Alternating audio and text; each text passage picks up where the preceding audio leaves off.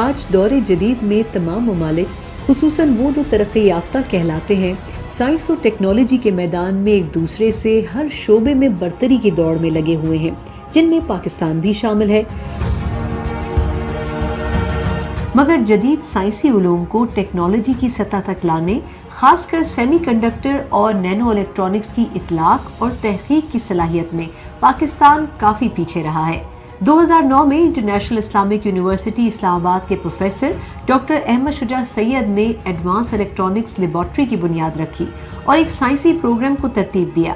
2012 اور پھر 2016 میں اسلامی ترقیاتی بینک نے اپنے بین الاقوامی پروگرام کے تحت ڈاکٹر شجاع سید کے 2 مسابقتی پروجیکٹس کو تقریباً $12 لاکھ کی گرانٹس کے لیے چنا، اور یوں کئی ملکی، غیر ملکی اور اسلامی ترقیاتی بینک کی ان گرانٹس سے پاکستان میں پہلی بار centre for advanced electronics and photovoltaics engineering کی بنیادیں استوار ہوئیں۔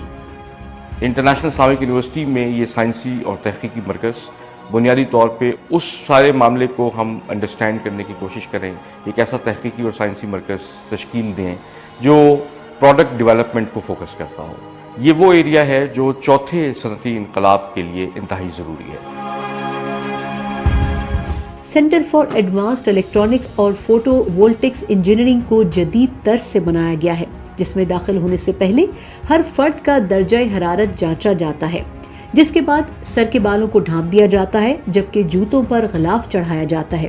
اس کے علاوہ سینٹر کی کئی لیبارٹریز میں جانے کے لیے اسپیشل سوٹنگ کا اہتمام بھی کیا جاتا ہے تاکہ کوئی بھی آلودگی، بال یا پھر گرد اس سینٹر میں داخل نہ ہو سکے، جو کسی بھی تحقیقی ٹیسٹنگ میں رکاوٹ بن سکتا ہے۔ اسے سائنسی زبان میں کلین روم کہا جاتا ہے، اور سینٹر میں اس بابت بین الاقوامی اسٹینڈرڈز قائم کیے گئے ہیں۔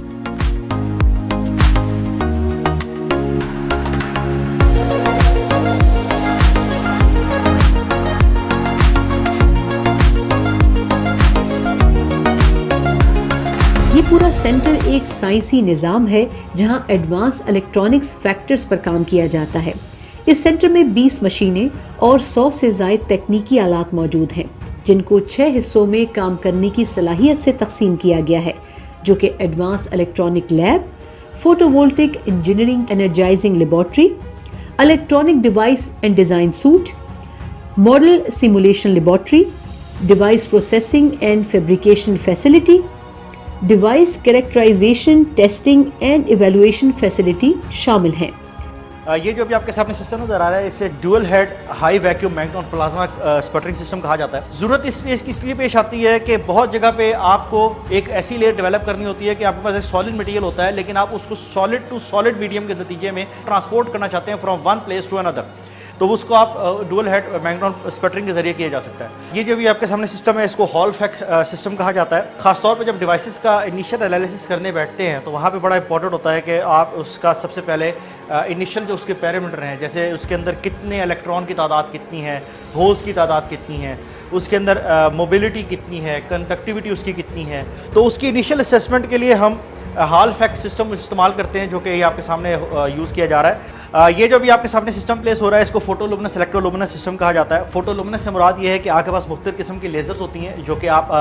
شائن کرتے ہیں اپنے سیمپل کی سرفیس کے اوپر، اور سیمپل کی سرفیس سے لیزر جو شائن کرتی ہے ایک خاص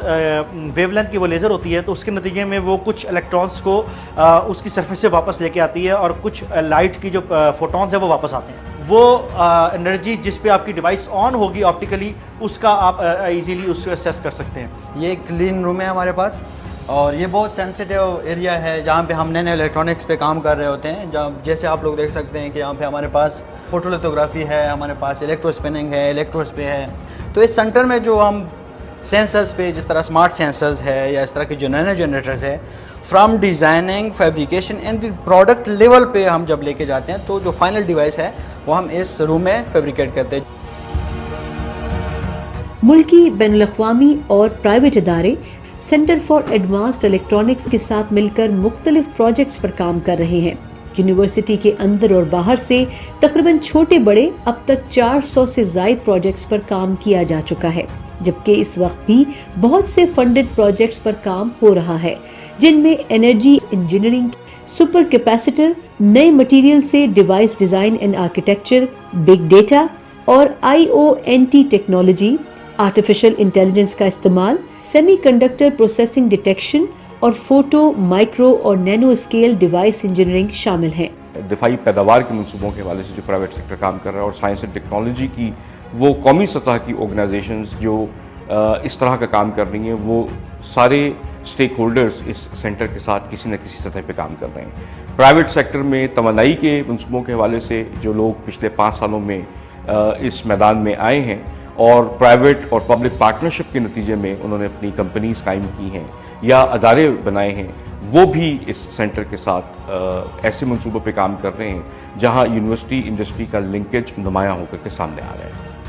इस्लामिक यूनिवर्सिटी में सेंटर फॉर एडवांस्ड इलेक्ट्रॉनिक्स और फोटोवोल्टिक्स इंजीनियरिंग के क़याम का बुनियादी मकसद साइंस और टेक्नोलॉजी का फ़रोग, ईजादात और नए इल्म की तख्लीकी रोशनी में तलबा की तरबियत और उन्हें अमली आगही देना है। इस सेंटर में एमफिल, पीएचडी और ग्रेजुएट प्रोग्राम के तलबा को इन जदीद मशीन्स पर मुख्तलिफ मराहिल के हवाले से शॉर्ट कोर्सेज भी करवाए जाते हैं। तहकीक और इल्म की जो तरवीज है, बुनियादी तौर पे यही असल दौलत है। तो सबसे ज़्यादा जो इम्पोर्टेंट काम ये सेंटर कर रहा है वो इंसानी वसाइल की तरबियत है। चौथे सनती इनकलाब के लिए जिस तरह का ह्यूमन रिसोर्स आपको चाहिए, इंतहाई जदीद टेक्नोलॉजीज़